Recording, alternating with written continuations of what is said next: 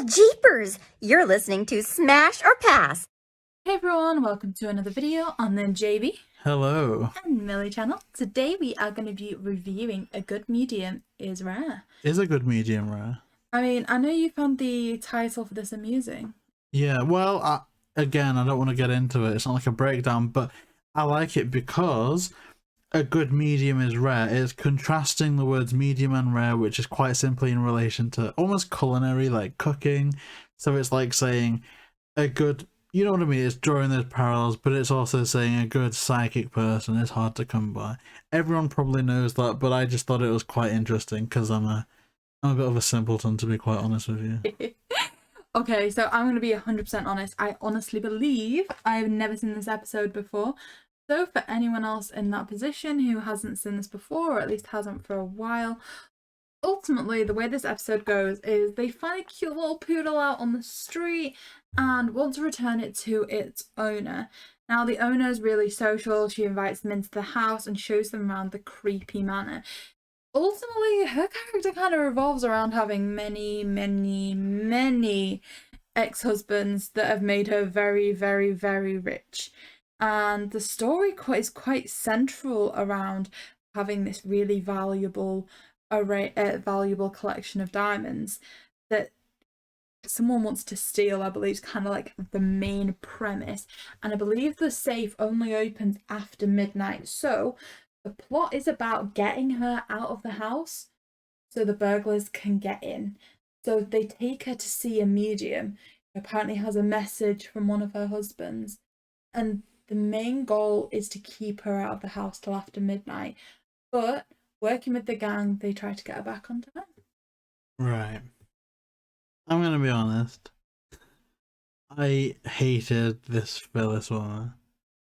Yeah, she's annoying. Really annoying. It's like one of those things where if you they've done the good act, they return the dog, you just say you've left the cat a lot, like the iron on at home, you need to rush back. Like, no. What does that mean? Like you just using an excuse that you've got to run home. Like you can't hang about. Nuts. Like, not in a good way. I just think a lot of what she says is unfunny, and it's like making a joke about how many ex-husbands she's had. And it's like, in what world is that funny? Maybe in 1970s it's like, oh, haha, funny spinster. But for me nowadays, like, it's just, I don't know, like, it just isn't funny. And she's the type of woman that, like, she thinks she's a MILF, but she's actually just a munter. Isn't she like, how do you think she's ever been like investigated as a bit of a Black Widow? Like, she's had lots of rich husbands that have all died. She could be a Black Widow, but who is stupid enough for that? Like, aren't Black Widows meant to be like 20 something? But instead we've got what, like, she looks like the type of woman that would be working in a pub thinking she's like God's gift to women, and she just goes around stinking, and all the patrons are like, oh god, it's Sue again.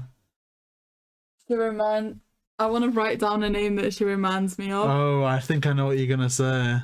Does it begin with S? Yeah. Yeah, okay. Oh, Jesus. No one's gonna get that. Oh, my God.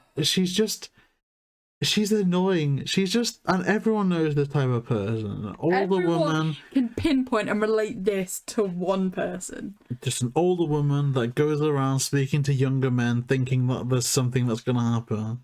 And just oblivious that they're most likely just looking at her mole hair. Like, I'm literally, like, I've literally managed to list 3 people that spring to mind. That it's just that person that you feel sorry for. Like, they have this sense of delusion where they think they're, like, God's gift, and it's like... And again, this is no disrespect to the real-life Phyllis Diller. Like, she might be, like, the best woman in the world, right? You know, or, like... I don't know, I haven't researched her, I've got no desire to research her, but how she's portrayed in this episode, I'm just kind of discussing her like she's a character in Scooby. You know what I mean? The same way that I'd discuss Lester, or, you know what I mean, that pervert from Camp Scare. To me, she's just a kooky old woman. She's an old witch. You know what I mean? A bat. You know, what other word? She's a wench, essentially. Yeah. See, this is the thing is, normally, like, I'm gonna use a word that JayBee doesn't like. Normally, Scooby's quite wholesome. Oh, bloody hell. And, like, this is definitely not sending out the right message. Well, it isn't actually, because it's making a mockery of the sanctity of marriage. Yeah, it makes a mockery of marriage. It also I sound like a kind of purist. it kind of just sets down the precedent that it's fine to be a bit easy. Oh, well, because she like flirts with anything with a pulse. God, I feel like we're listening to it. I feel like I'm listening to a different show. Jeez, you're right. It's not very us, is it? No, it's very. But it's just repulsive. Like, it is. Like, JayBee, as a young male, I know you can associate, like, when, like, women that are perhaps about 40 years older than you have come over and been like, I know that I'm, like, wonderful and beautiful, but believe me, you're too young for me. And it's like, I didn't say a word to you. Why are you, like, instigating that, like, I've been flirting with you all the time? This is just purely weird. I've been known to like the older woman in my day. And it's never been that situation where there's been like delusion. Like there's been situations like it's always the ones that you're not pursuing though that are like that. Like you can pursue an older woman or be attracted to older women. Like me when I was like 8 years old, have a lot clearer in her 30s, 40s and Looney Tunes. That was my jam. But whenever you're pursuing, she's just like a normal girl, but she's older. Whereas these crazy wenches are always like you say, they're like, oh, I'm too young for you, you know, you couldn't handle me. And it's like, I don't want to get away. Shut up, you've got like 8 cats. Like, there's no space to do anything. I'll end up with a fur ball at my bum or something. Like, it's just ludicrous. Oh it certainly. But we're being incredibly judgmental to this woman here, but I just want to say this first and again. Oh god, see, here's the thing, I'm in a constant situation where I am anti-SJW, I'm anti-purist, but I've been ripped apart recently for being an SJW in an interview that or in a review that came out a year ago. So I'm conscious actually, but I'm gonna say something quite SJW like here. First Scooby guest, that's a woman. She's a successful, rich woman, but she got successful and rich in this show because of, you know, males, because of marriages. Whereas I'm pretty sure they mentioned, you know, Phyllis Diller, the big star. I'm sure the real Phyllis Diller made her money career-wise, you know, being funny, being an entertainer. But it always seems like they have to just make a mockery of rich woman, she got married loads. This is the thing, they say that she's a big star, but we never find out what for. No, in all the other times it's, oh my gosh, it's like Laurel and Hardy, comedians, it's the Addams Family, very popular people. This is just a big star. Well, what do you mean the big star? Is she a TikToker? Is she a hooker? Is she a comedian? Is she a comedian? Is she an author? Like, she could be any of the... Literally, she could be a notorious... She flirts with Fred quite repulsively. She could be a notorious racist. That's how she could be famous. I just wouldn't know. I almost, like, feel like...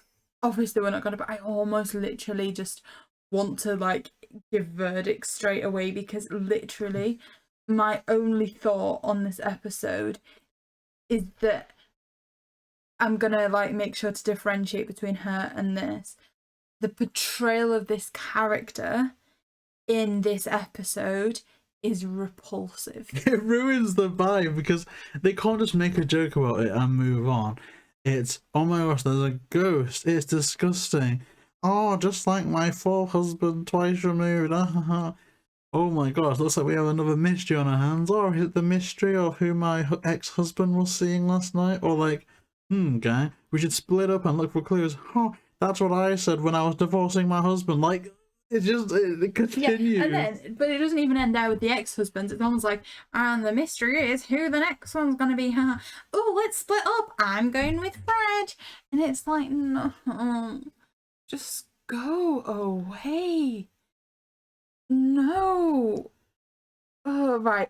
We're going to try and review this episode. We're going to try and go through it. So, ultimately, this episode is Scooby-Doo and the gang meets Phyllis Diller.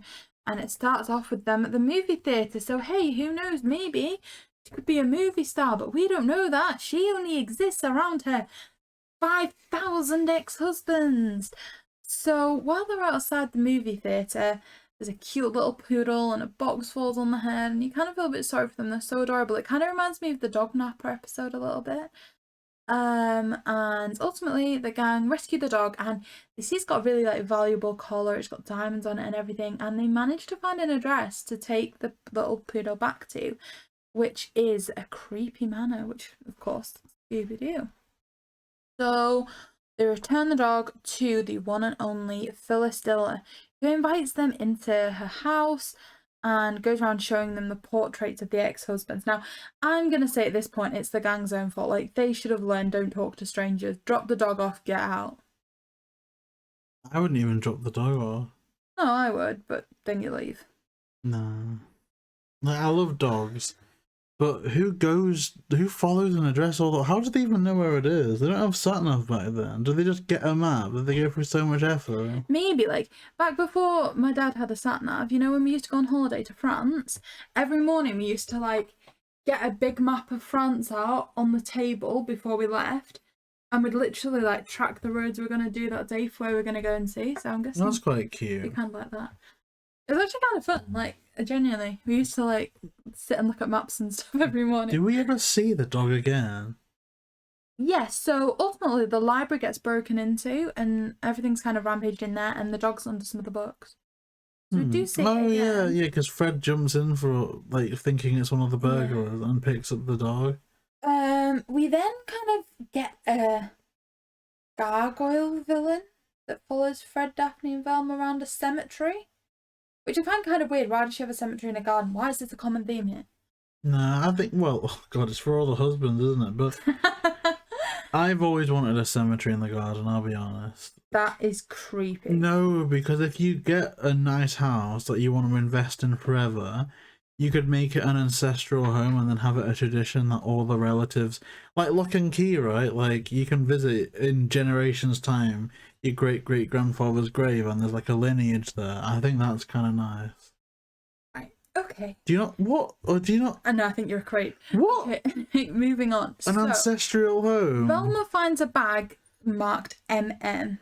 MM. And literally Mike moments Majelic. later, a magician knocks on the door saying, "Hello, I'm from Magic Mansion." And it's like, okay then, it's you. And he's like, "You must come immediately and speak to your first husband. The ghost and the medium have a message for you." And so they go out to the Magic Mansion. So at this point, it's of course they're just trying to lure them away from the property. It's quite, you know, predictable. Here as well, kind of issues with the animation. As soon as they arrive there, Daphne's again missing her tights. There's a scene where she doesn't have a mouth. It's always kind of things that I pick up on that kind of annoy me a little bit. Because you don't get these errors with any other character in this way. Yeah, it's mostly just Daphne. And I feel like with the people working on it just didn't like her. Or maybe they were distracted by her radiance. Maybe not, JayBee. So ultimately they go into this like magic mansion, and there's kind of this seance where it's like all sat around a table and it's like, "Ooh, husband number 3," and she's like, no, I didn't want that one. It's meant to be husband number 1. That one actually loved me and that one had another woman and whatever. How do you have multiple... Okay, I can't say that nowadays. How can you have more than 2? That's fair, right? If you've been married more than twice, just give up. Do you know what, right? It's give fine. up. Once, okay. Twice, fine. 3 times, no, it's not for you. And that's fine. Nowadays, it doesn't need to be for everyone. Do you know what? But it isn't for you if you've had 3 failed marriages. It's not just that, but why are all of them dead? Oh, yeah. Well... Like, for example, like, I can think of people who's been married multiple times. And, like, it doesn't mean that the second the marriage ends, the person dies. Like, they exist She beyond. must be a Black Widow, if not for murderous reasons. Just, I'm 40, let's get with a 90-year-old in the hopes that he snuffs it and I get a bit of a paycheck. Yeah. I'm going to say that's the only thing I can think of. But yeah, she talks to the first husband. It's clearly a terrible medium. An unhappy medium. Well, a good medium is rare. Why didn't they just get, like, Jennifer Love Hewitt, Melinda Gordon to be the guest star? Okay, so she wasn't even born then, was she? Wait, this series is turning 50 this year, so no, Yeah. she definitely, well, is she 50 now? No, she's got to be like 35, maybe That 40. was really offensive. I was about to say, no, she's stunning. Like, you couldn't be at 50. Of course you can be at 50, but like... Yeah, well, Miguel's older than 50 and he's an attractive man. Exactly. Oh, So... Adele, oh no, that she's 40.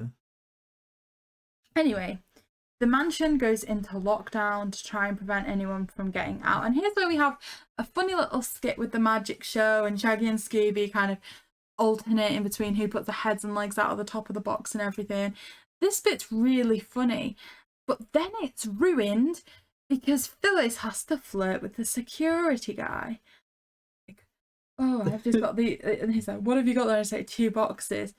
And they're like, oh, it's just 2 boxes. We've taken them out. They're from the magic show. And she's like, hey, you okay? Like, oh, you couldn't handle me. Oh, I'm a wonderful woman. I know you think I'm the most attractive thing you've ever seen. It's just like, just shut your mouth, please. Just a revolting character. Just shut up. Who thought this was a good idea? Don't do that, because you sound very aggressive, and I think really we need to make the distinction that the real Phyllis Diller may be a good person, but any views expressed towards the characterization in this adaptation? But she is awful. Like, I don't know who thought this was a good idea. I wonder if she was a no one, and because they say, oh, it's her, superstar, this was just a career boost. You know, like how some days when a celebrity, quote unquote, gets tired, washed, ratioed, fallen off, didn't ask, and then they go on, I'm a celebrity. Yeah. I wonder if it's a bit like that. Maybe. So ultimately, they see 2 blue ghosts. They're trying to prevent them from getting back to the mansion. Ultimately, everyone ends up back at the mansion, and there's the big unmasking. Whoa. But here's where it gets annoying. You get the magicians unmasked, right? But they don't ever pick up on who the second person is, do they? I honestly don't know. I don't think so. It's like there was 2 unmaskings and you've only told us about 1. I mean, it was weird. We don't even see it happening from my understanding and my memory.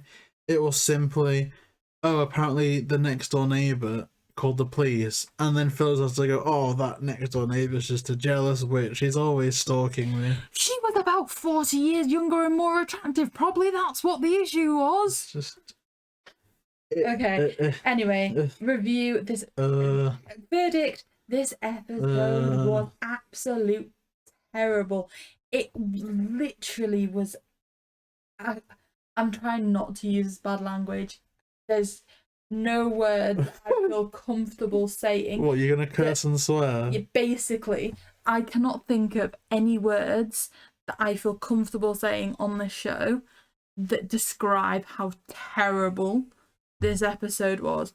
The worst Scooby product I've possibly ever seen, other than Where Are You Now? No, that...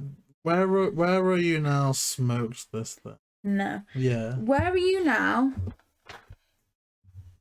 This was worse than Daphne and Velma. Yes, agreed. It's terrible. If you've not seen it, don't waste the 45 minutes of your life. It was awful. That's my review. Hard pass. JayBee.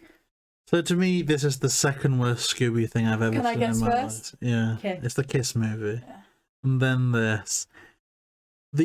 I would only ever choose to watch this over the Kiss movie, and that's it. It's a major pass. I never want to watch this again. I never want to think about Phyllis Diller again. This one isn't for me. But I mean, people might enjoy this one. You know, if you do enjoy this, please do put your comments in the comment section down below, because it's interesting to hear an alternative take. Can I make a controversial point? Yeah. If an older guy was acting this way, he'd be charged with harassment. Well, that's not for me to say, because I always get annoyed when the white people are like, oh, if this was a white person saying this, they'd be called racist. So I may agree with you, I may disagree with you. It's not my point to weigh in. Well, it's just my thoughts are, okay, like, let's say this woman's about 65, right? And Fred's about 18. She wants to split up. I'm sure there's a time when she's like touching his back and stuff like that, okay? If it were a reverse and it was an old man who'd had multiple wives and he wanted to split up with Daphne and he was touching Daphne's back, there would be some serious issues. To be fair, that we would get be that highlighted with John Cena in the WWE movie and Star Child, I think, from the Kiss movie. We kind of get that, and yet no one cares. It's just normal because, oh, it's funny. So I think we already see that, and I don't like that. So obviously I'm not going to like this. I guess it just goes to show that I'm not sexist. So thank you. Well, maybe I'm just trying to be like... But yeah, you're right, I guess, like, you know. But I think it's better. Okay, well, my rule is half your age plus 7. That's where I come at things at. So, you know. Right now, the youngest I can get with is 18 and a half, and I'm happy with that. Because I'm 23. That's not weird to me. Is that weird to you? You can't get with anyone you married. Well, no, but would you be weird? Okay, say if we broke up, you didn't want to be with me anymore, and you found out that I was with an 18-year-old. That was 18 and a half. I would think that part of you was troubled. Really? A little bit. I think you do. This is going to sound so patronising. I feel like you do a lot of maturing between, like, you're 23 and I feel like you do a lot of maturing between 18 and 23. Like, I couldn't see myself as the same person. Oh, no, obviously, but it's, yeah. It's not weird, though, is it? I think it's kind of... Well, 16 is legal, but you shouldn't do that if you're 23. Wrong. Morally repugnant. This is weird. I don't know. I feel like it's gone off the rails, but this character. I apologize. Like this week's been different for reviews. Like, it was just me and JayBee. So some of the conversations have taken a different direction.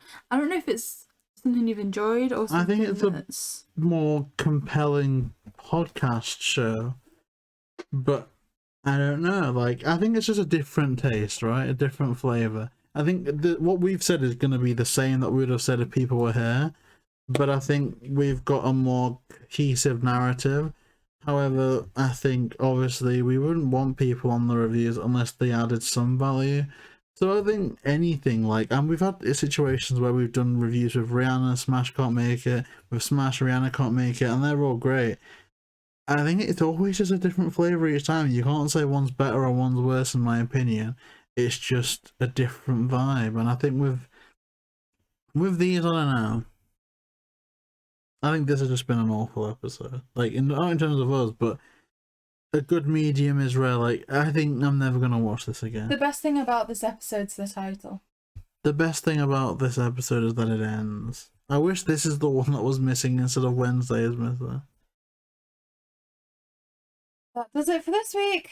See you next week. Woo! Happy Friday, everyone. Whoop whoop.